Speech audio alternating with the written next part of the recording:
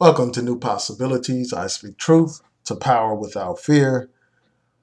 So, one of my subscribers, the brother Joshua Hamilton, sent a link to this video to me, and I started to watch it, and I said, well, why not just play it live and respond to it live, comment on it live? Hopefully, I won't have any copyright issues because this is protected under fair use. It's commentary about a subject. So I'm going to play this and respond to it. And also, I invited Bernie Tree 66 to do a hangout a while ago. And at first she expressed some interest in going forward with a hangout. But I'm still waiting to hear from her. I left a comment to this video, again, letting her know that the invitation is still open. So I would like to, have a conversation with her live instead of doing it this way. But this will do for now. So I'm going to play her video and I'm going to respond to the points that she makes as we go along. Hopefully this won't be a very long video, but sometimes my videos go long, so bear with me. Hi YouTube, welcome to my channel. My name is Bernie and my channel is Bernie Tree 66. I want to thank everyone that has recently subscribed to my channel. We are almost at 13,000 subscribers. I'm really just grateful to everyone. So before I go further, I just want to show you like the type of people who are subscribed. And this is the comment that I was telling y'all about before, letting her know that my invitation still stands. I would love to debate her live on a Google Hangout. And that goes for a lot of people. I would rather debate somebody live. But if you look at her comment section, you'll see that a lot of the people who support her channel are white people, white conservatives, because she basically speaks for them. She serves as their mouthpiece. As you can see, all these white people. I mean, there are a few people that are using. Well, actually, there are a few black people who are commenting, like basically critical of her, highly critical of her statements. Because she got a lot of exposure through Advise Show and Cynthia G and stuff like that. So I'm sure that some people from those channels check out this woman's videos and have comments to say, such as this right here. But a lot of her support is coming from, a lot of these white people, as you can see. This is her base. And, the black people who are commenting, for the most part, are critical of her. Like this brother says, she got Stockholm Syndrome. So that's just to give you a flavor. I mean, some of these people serve as mouthpieces. As you can see, a lot of these people bigging her up are white. And a lot of them are white men. Giving her compliments, talking about how she looks good and all this and that. y'all should check out these comments because you'll see a night and day difference in the comments from the black people who are commenting and these white supporters. And it's no coincidence that a video like this will get a lot of attention. Anytime somebody starts shucking and jiving and all that kind of stuff, they're going to get a lot of attention from these white YouTube subscribers and people like this. Here's Tommy right here inviting her to be on his show and all that kind of stuff. I'm sure he's not going to ask her the tough questions. I'm sure he's just going to co-sign her. That's why she needs to get in the hot seat and do a Google Hangout with me. Now, if I do a Hangout, I'm not going to shut her down. I'm not going to mute her and all that stuff. I'm not going to talk over her. I'll let her make her points, and I'll respond to her points with logic, just like I'm about to do now. So let's continue on. Everyone that likes what I do and really enjoys what I have to say. So this video is all about how to handle the black racist. We've all had those people, we thought things were going well, and then all of a sudden they bust out this whole black racist routine on you, and you're just wondering what happened. So this video is all about how to handle those people in those situations. So let's get a little bit of background on the black racist. You have your black racist that's on YouTube. They make YouTube videos, and those are probably paid shills, trolls. Mr. Steinberg put them there to kind of control the narrative. So then you And one thing that I notice about this woman is that she gets a lot of her talking points from these racist, anti-Semitic people who, and she's basically suggesting that black people who speak out on these issues are nothing but Jewish puppets. Like black people who speak against racism and all that kind of stuff are just puppets put up here by Jews. And that's ridiculous, man. That's just stupid.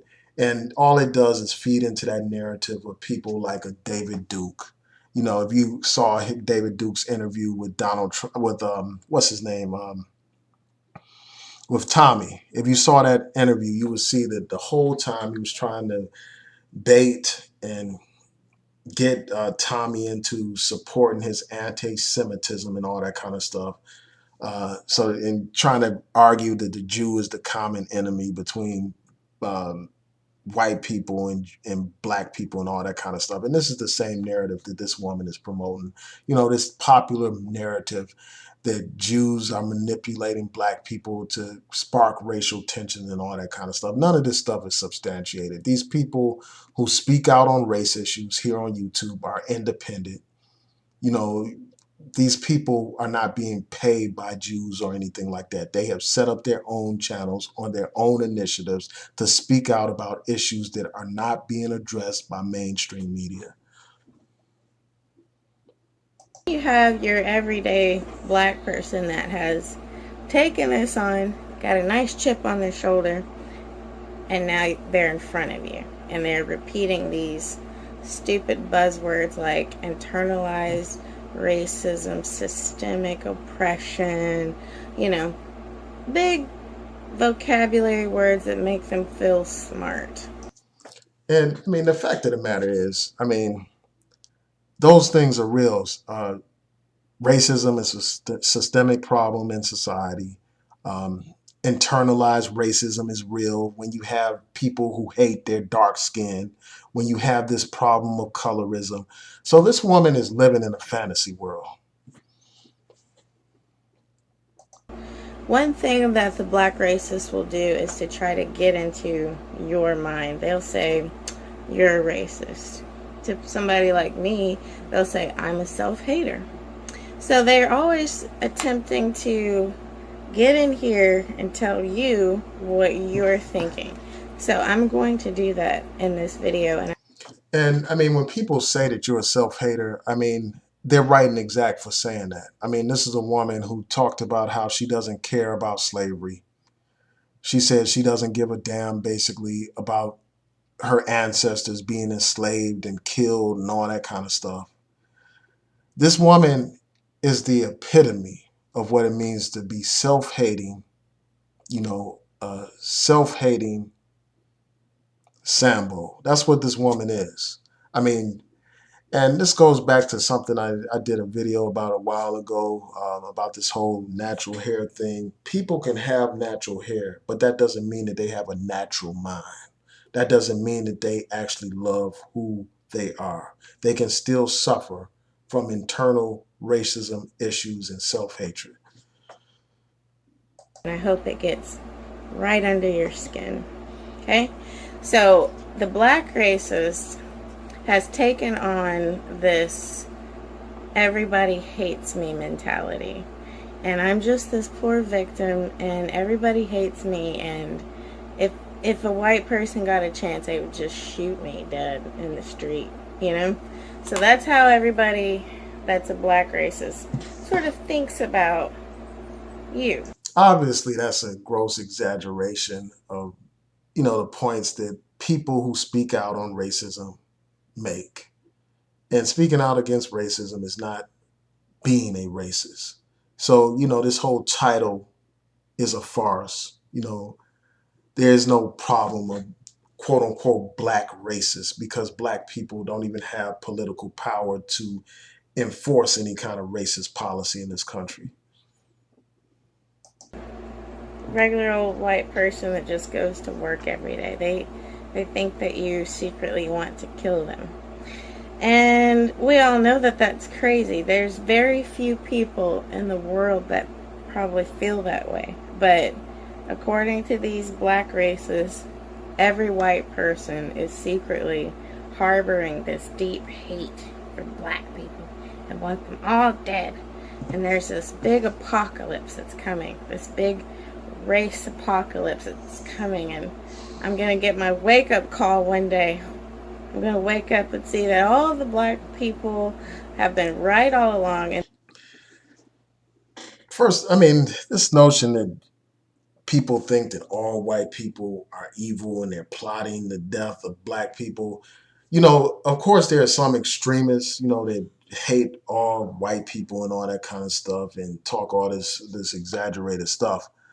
But our issue, those people who are true activists, is not some blanket hatred of white people. The problem is oppression. The problem is discrimination. That's what we oppose. We oppose police brutality. We oppose racism. We oppose oppression of people. It's not about hating anybody simply because of the color of their skin. that these white people want me dead. So that's kind of where they're coming from. So, how can you reason with someone who tells you what's in your head? Really? What can you say? No, that's not in my head. Yes, it is in your head. No, it's not. You can't get anywhere with these people. So, the best thing to do is to sort of make an assessment. Rule number 1, safety. Black people are incredibly violent for some reason. Maybe it's the This woman says black people are incredibly violent. I mean, has she not looked in the mirror? I mean, does she not realize that she is a black person? So what is she saying? She's saying that she's violent, that black people as a collective are violent. Black people are not the ones who are violent. We're not violent when you look at the big scheme of things. I mean, who is more violent than a race of people that kidnapped millions of people, brought them to a foreign land, beat them, raped them, castrated them, burned them, lynched them, shot them, blew up their churches, imprisoned them, and, treated them like property? What's more violent than that? What's more violent than a group of people that drop nuclear weapons on a country, killing hundreds of thousands of people? What's more violent than that? What's more violent than a group of people who have invaded every continent of this world and waged all kinds of wars and committed all kinds of massacres against humanity? What's more violent than that?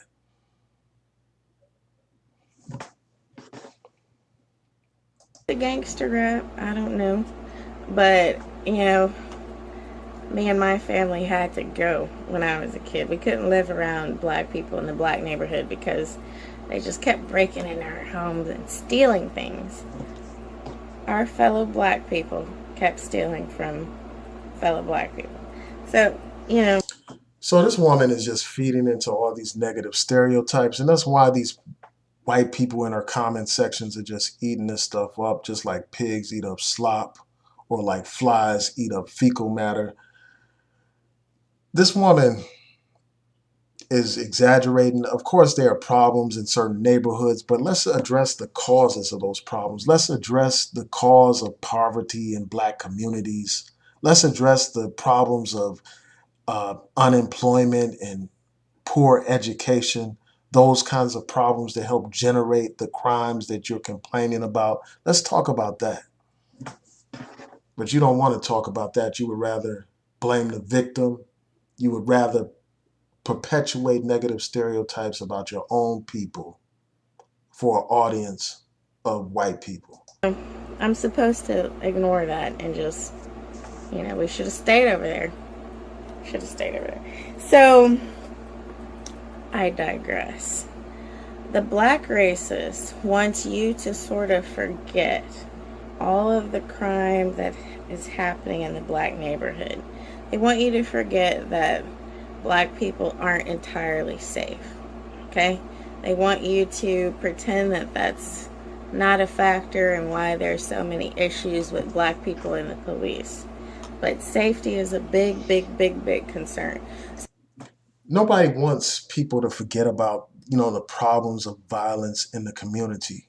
The problem is when people try to use that violence to deflect away from very important conversations, like the conversation about police brutality. Anytime somebody wants to bring up police brutality, along come these bootlicking, ass kissing, shoe shining, buck dancing house Negroes to talk about and sing about so-called black on black violence in order to completely derail a real conversation about real issues of police brutality and racial profiling. So if you do find yourself confronting a black racist, make sure that you are safe. So if there's a big audience of black people around when you're being confronted by a black racist, you might want to get out of there. You might want to try your best conversational ebonics. You might have to rap or something. I mean, this woman said you might have to get out of there. I mean, how often are black people committing hate crimes against white people? It is very rare. But when you look at the crimes that this white man has committed against black people, there's no comparison. When you look at the fact that the biggest terrorist threat, the biggest domestic terrorist threat in this country is that threat that comes from white supremacists. Yet you have this buffoon right here talking about how dangerous black people are, playing into all these negative stereotypes, and then she talks about how you got to communicate to black people in ebonics and rap music and stuff like that.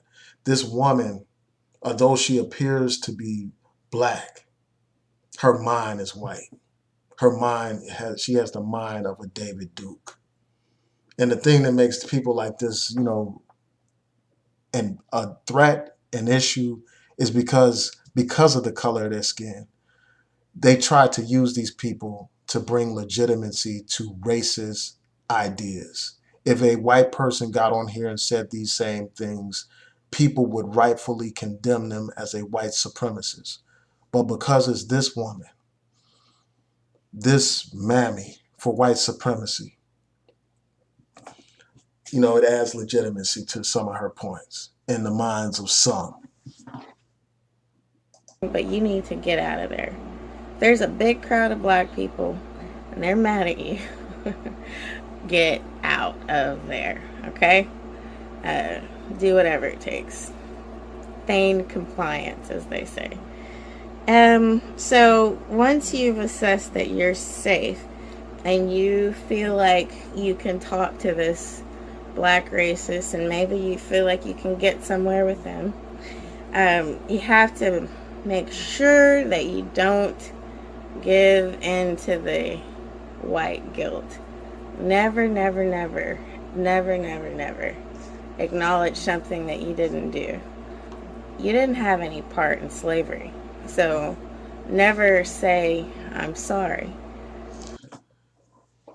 And this goes back to one of her other videos where she was talking about slavery and all that kind of stuff, saying, "Well, none of us were slaves, none of us owned slaves, and all that kind of stuff. So it's not really something that we should be concerned about today or worried about." But the fact of the matter is, white people as a collective um, benefit from the legacy of slavery in some ways. I mean, because this whole myth of white supremacy was born out of slavery. This huge wealth disparity between black people was born out of slavery and Jim Crow. I mean, this whole idea that white skin is better than black skin and black people are inferior and all that kind of stuff, all those myths, the myth of white supremacy and all that stuff is rooted in that history of slavery and that history of Jim Crow.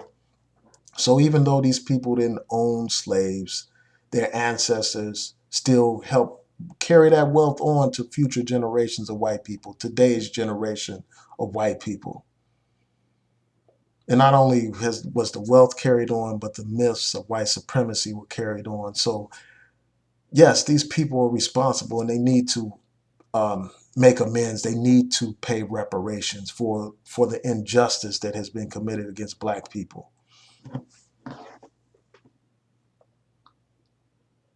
You didn't lynch anyone, you haven't beat anyone up.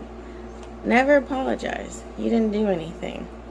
When you give in and give this black racist your white guilt, it is like those old sci-fi movies when they would spray the bug and you think that's going to kill the bug and the bug gets bigger and takes over the town, kills everyone.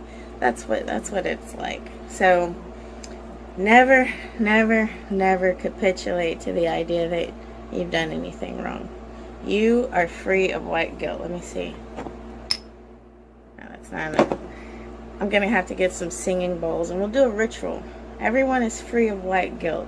If you're here right now and I'm not talking to a ghost, And this whole thing about white guilt, it's not just about like what happened in the past. It's about what's happening right now. It's about these police killing our people. It's about the poor schools, the falling, the disparities in sentencing and education and all that stuff. It's about what's happening right now. It's not about just the past. So these people have every reason to be guilty of a lot of things that continue to happen today. They have every reason to take responsibility for a lot of these things that exist in our society. And people of goodwill and conscience should do what they can to fight those institutions of racism instead of listening to someone like this tell them that they're not responsible for anything, tell them that they're not guilty of anything. I mean, here we are in America, and yet America gives reparations to Jewish survivors of the Holocaust and to other groups of people for the crimes that were committed against them and their ancestors. But when it comes to black people, you have people like this telling white people that they shouldn't feel guilty. They don't have anything to be concerned about. They don't have to respond to the needs and concerns of the black community. And it just reflects that Stockholm mentality, as some people pointed out in the comments section. free. You're free. You haven't done anything. So, if you're perfectly sure that you can talk to this person and you're going to be safe, try a few conditions for this discussion. Say something like, I want to discuss race with you, but I know that when a person gets emotional, their ability to be logical goes down. So while I want to discuss this with you, I don't want to get into a loop that goes nowhere. So I just want to know, are you able to talk about this subject without getting too emotional? And if they say yes, okay, great. Then you can talk to them about it. And they might forget, but you can always remind them, like, hey, if we're going to talk about this, let's keep our emotions. And then this is another stereotype that black people are emotional, like that we can't use our reasoning skills and all that kind of stuff. And I mean, you have to bear in mind that everything she's saying to is a predominant, she's speaking to a predominantly white audience. Suggesting that black people are violent, suggesting that black people are overly emotional, suggesting that black people don't have any kind of reasoning skills, playing into these age-old stereotypes of black people. And it's just really disappointing, but not surprising to hear a black person perpetuate these negative and racist stereotypes about their own people. This woman, again, has the mind of a white supremacist. And that's why those white supremacists are co-signing her. Calm me. I see your voice is getting raised and you're starting to get really exercised. Are we going to be able to talk about this in a calm and civil way, or should we end the discussion now? Okay. Another thing that a black racist will do is to say you give a logical answer like, hey, what about all the black on black crime? That could be a factor in why the black community isn't doing that well. What they'll do is attempt to push all that off and say, what about white crime? White people actually commit more crimes. You'll say something like, well, there's a whole lot more white people here, so that's why the number's up there. That's going to upset them. realize that logic, personal responsibility, all of that is going to upset the black races. So they are going to get quiet exercise if you do that, but stay on topic. If they go discussing like for example, they'll be like, Bernie lives in a trailer, what does she know? We weren't talking about that. What are we talking about? I'm not the one bitching about my condition in life. They love to do that. They want to throw you off. They want to put you on the defensive so that you lose track of where the conversation was going. Don't let it happen. When they get personal, say, we can come back to me, but let's stay on topic. Okay? So that's just a few of the little...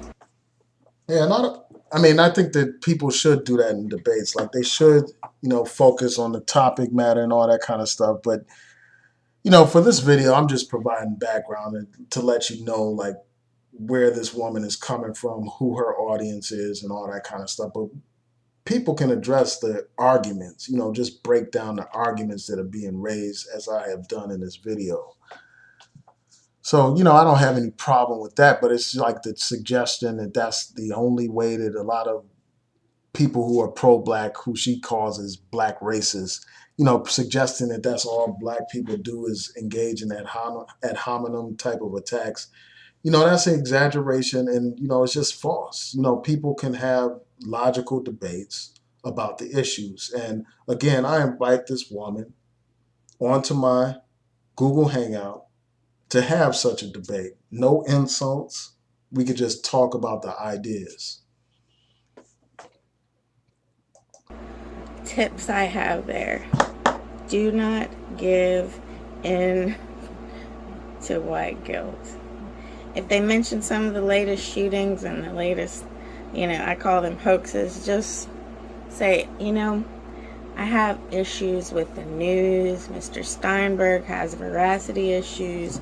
So I really would like to... See, and then she's talking, I mean, she keeps saying Mr. Steinberg, and that's just Jews. I mean, she's basically perpetuating this narrative, this anti-Semitic narrative of the David Dukes of the world and what's that guy's name, that nut that has that show, Alex Jones, people like that promoting this idea that you had these evil Jews fueling this racial tension and all that kind of stuff without providing any kind of proof.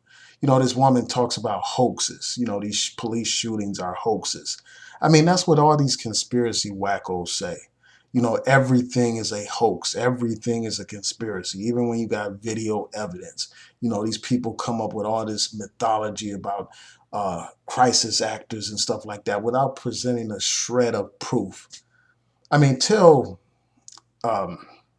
Walter Scott's family that Walter Scott is still alive. I mean, that's what these conspiracy wackos say. They say, well, he wasn't, that's not real. It was staged and blah, blah, blah. Meanwhile, his family buried his body in the ground.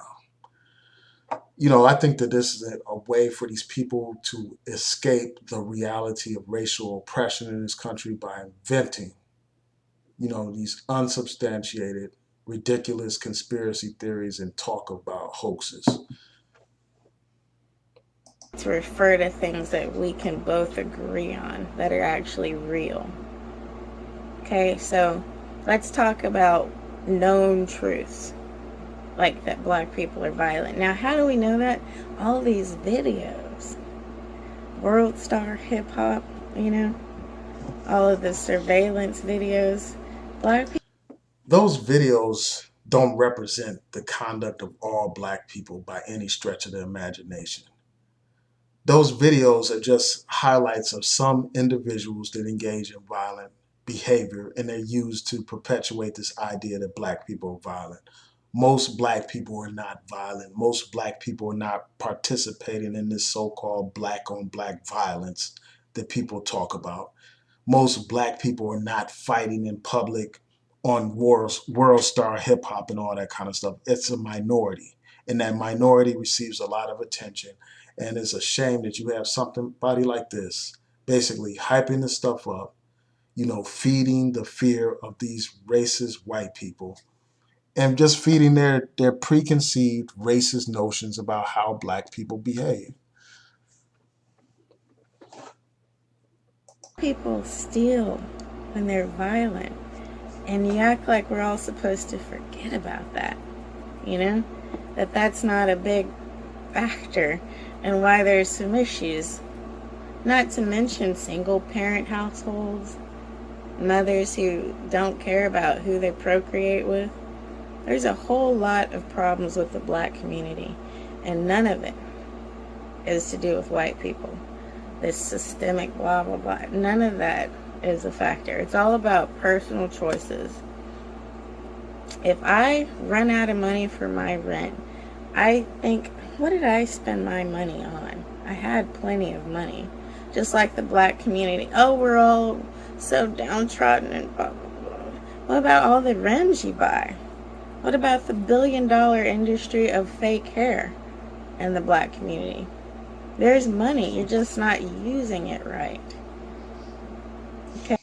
I mean, the numbers speak for themselves. I mean, there's an article in a Nation magazine that I've cited over and over again that talks about how wide and massive the disparity between black people and white people are when it comes to wealth. How massive that disparity is. It talks about how it would take black people over 200 years to amass the same level of wealth as white people. This is not some kind of imagined problem. It's something that is tangible, something that is established with the statistics and all that kind of stuff. It's not a question of black people spending their money on rims and hair weaves and all that kind of stuff. That is not why we are in the economic condition that we're in. We're in the condition because of the history of slavery, the history of Jim Crow, the history of redlining in the black community. And people like this basically try to absolve society of its responsibility by placing all the blame and all the problems on the black community. And I'm not saying that there aren't things that black people can do to improve their condition. I'm simply saying that we have to look at the greater issues, the societal issues that contribute to the wealth disparity in our community, that contribute to the high unemployment rate in our community, nearly twice as the white unemployment rate, regardless of who is the president. That number has remained the same, like in terms of the comparison between white unemployment and black unemployment. It has basically remained double when it comes to that situation. So it's not a question of black people buying rims and buying hair weaves. That's an oversimplification of the problem. And the fact of the matter is, this is an oversimplification that not only do people like this person present, but it's also something that a lot of these pro-capitalist, you know, cultural nationalists present as well. They present this idea that it's all about all we gotta do is buy black and all that kind of stuff, and all these false notions of black spending power and this and that. The problem is much more complex than that. We're almost done, folks. Okay, so instead of blaming other people, take on personal responsibility. Say, what can I personally do to make my life better? Don't think about the collective. The collective is a hoax. None of that's real. Think about your own personal responsibility, black racists. And for the white people out there that have been, And this notion that that it's all about the individual. I mean, that kind of individualistic mentality is the reason why we're in our position right now. We need to have a collective mentality where we look out for each other, where we love each other, where we build together as a people, where we fight together as a people. When you have an every man for himself type of mentality, the group does not benefit. And often the individual can't even benefit if he doesn't have a group to rely on for support, a group to rely on as a base. All these other groups, they work as a collective. They work together. They work as a community. And that's the way black people need to think. That's the way black people need to act. We need to work as a collective. There is strength in the collective. As individuals, there's not much strength. victimized by black racism recently. I'm sorry. I'm sorry that you're having to go through this. It's really disconcerting to see all these stupid people speaking for me, saying that. I mean, this is a woman who's sorry about. This woman is sorry about white people allegedly having to deal with so-called black racists, but yet she doesn't care about anything when it comes to black people. She's not concerned about um, slavery. She's not concerned about any of that stuff. You know, she doesn't care about that stuff. She doesn't care about the racism that black people face, the police brutality, or any of that stuff. But here she is apologizing for the conduct of so-called black racists. I'm oppressed, blah, blah, blah. It's not true. It's not true. Another thing that you can do, last little tip, is ask the black racists how they have personally been affected by white supremacy or whatever they're calling it.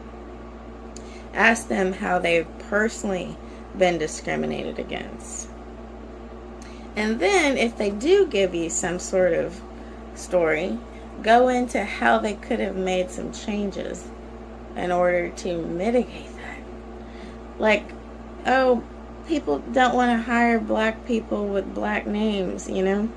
Okay, so if we all know that, why do black moms keep naming their kids this stupid shit? You know? This woman is something else. I mean, somebody's name shouldn't dictate whether or not they get a job. If they have certain skills, you know, certain knowledge, certain abilities, certain experience, they should be able to get a job. They shouldn't have to assimilate in order to get a job. They shouldn't have to change their names and become more and more white and Europeanized in order to get a job. And, you know, that's basically what this woman is suggesting. And, you know, she's talking about like trying to explain away racism, come up with ways to explain away racism, basically. So, you know, she says, well, ask people if they had personal experiences with racism and then try to come up with a way to explain it away and talk about what they could have done differently to have a different outcome. Placing all the burden on the victim, placing, you know, all the, you know, everything, all the problems on the people who are being victimized by the racism. And, you know, that's typical for someone who suffers from Stockholm Syndrome because the first thing that they want to do is identify with the person that is holding them captive, you know, with the person that is oppressing them, you know, take on their mindset, take on their perspective. And that's what this woman has done.